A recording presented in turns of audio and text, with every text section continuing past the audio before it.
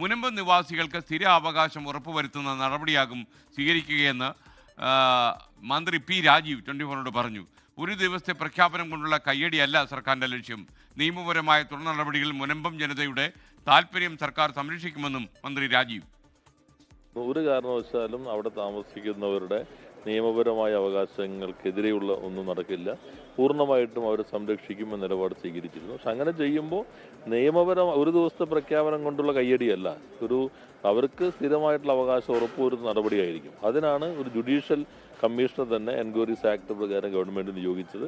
ആ കമ്മീഷൻ്റെ റിപ്പോർട്ട് ഇപ്പോൾ നടപ്പിലാക്കാനുള്ള തടസ്സങ്ങൾ നീങ്ങി. ഇവിടുത്തെ ഭൂമിയുടെ കാര്യത്തിൽ അവിടെ താമസിക്കുന്ന താല്പര്യം സംരക്ഷിക്കാനുള്ള എല്ലാ നിലപാടും സർക്കാർ സ്വീകരിക്കുമെന്ന് പറഞ്ഞിട്ടുണ്ട്.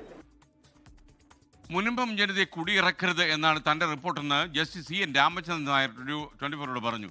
മുനമ്പത്തെ സമരം ന്യായമായിരുന്നു. കമ്മീഷൻ റിപ്പോർട്ട് നടപ്പാക്കാൻ സർക്കാർ മുൻകൈ എടുക്കണമെന്നാണ് തൻ്റെ ആഗ്രഹമെന്നും ജസ്റ്റിസ് CN രാമചന്ദ്രൻ നായർ.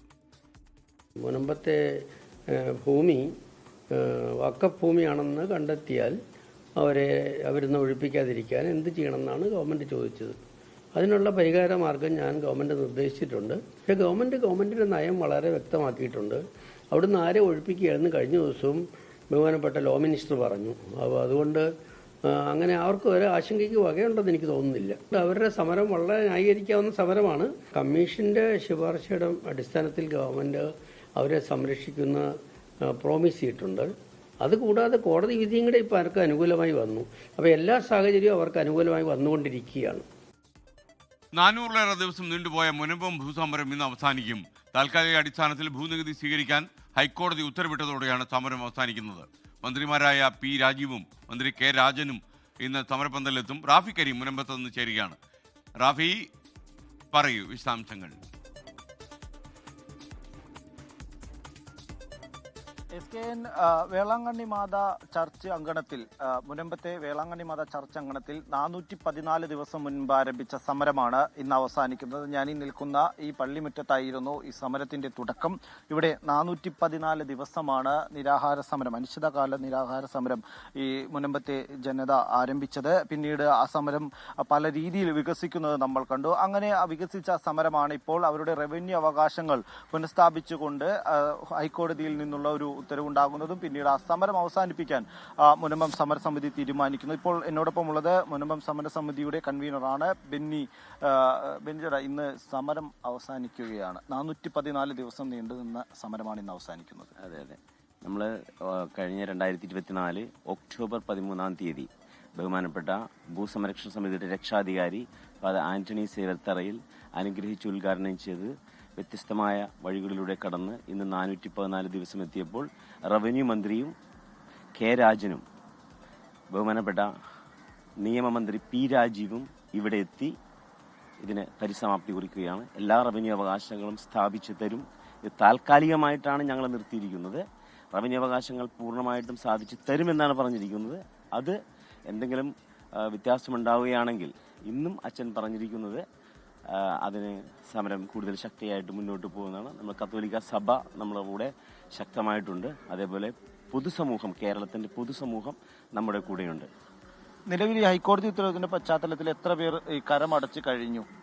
ഏകദേശം 290ഓളം പേരാണ് ഇപ്പോൾ നമുക്ക് കണക്ക് കിട്ടിയിരിക്കുന്നത്.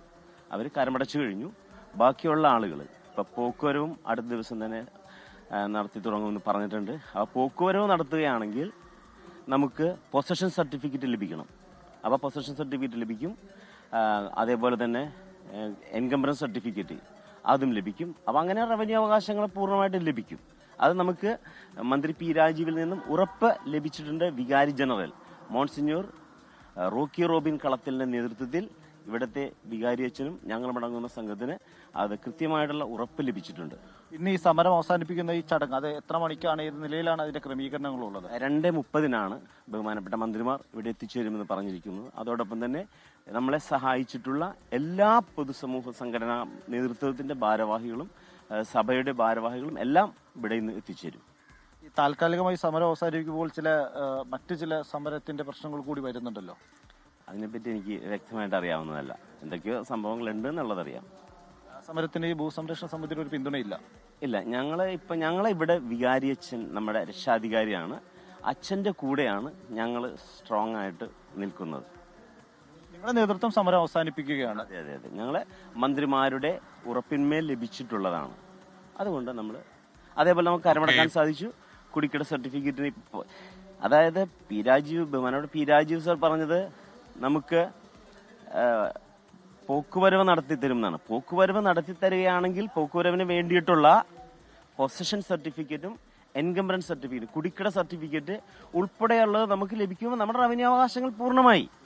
തീർച്ചയായും ഈ റവന്യൂ അവകാശങ്ങൾ പുനഃസ്ഥാപിക്കുന്നതോടുകൂടി സമരം അവസാനിപ്പിക്കുക എന്നുള്ളതായിരുന്നു ഇവരുടെ പദ്ധതി. അത് പൂർണ്ണമായി നടപ്പാകുമെന്ന് തന്നെയാണ് ഇവരുടെ പ്രതീക്ഷ. അത്തരത്തിലുള്ള ഒരു ഉറപ്പാണ് നിയമമന്ത്രിയും റവന്യൂ മന്ത്രിയും ഇവർക്ക് നൽകിയിരിക്കുന്നത്. അതിന്റെ അടിസ്ഥാനത്തിലാണ് ഈ 414 ദിവസം നീണ്ടുനിന്ന സമരം ഇന്ന് അവസാനിക്കുന്നത്. ഉച്ചയ്ക്ക് 2:30 റവന്യൂ മന്ത്രി കെ രാജനും നിയമമന്ത്രി പി രാജീവും പള്ളി അങ്കണത്തിലേക്ക് എത്തും. തുടർന്ന് സമരം അവസാനിപ്പിക്കുന്ന രീതിയിലാണ് ക്രമീകരണങ്ങളും ചെയ്യുന്നത്.